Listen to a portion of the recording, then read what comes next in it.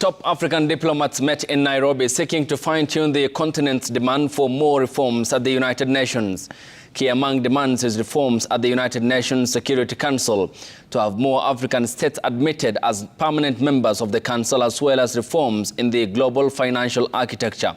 The diplomats under the banner of Amani Africa expressed concern with the manner in which Africa's debt burden was hindering development across the continent. Kenya, represented by Foreign Affairs Principal Secretary Dr. Korir Abraham Sing'oei, called for climate justice, saying Africa had borne the brunt despite its low emissions, and the consequences, which he said, are evident.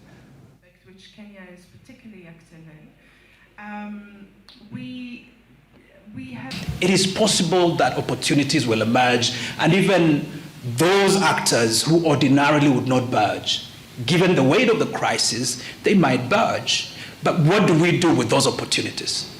Will we sit back and in a short, in a short period of time, when the crisis passes, there is a clawback of the very little opportunity that we had already secured?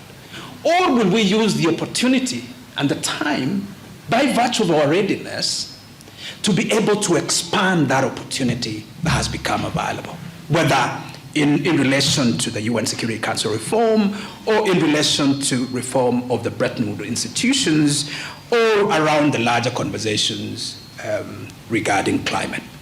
At the core of that is obviously access to development finance, policy space, particularly for developing countries and countries in Africa, in order for them to be able to really mobilize whatever resources that they have to take advantage of all those resources without being constrained by the dictates of trade and other globalization-related conditions that actually limit the effective utilization and exercise of control, policy control, and over natural resources and the territory of the countries of the continent.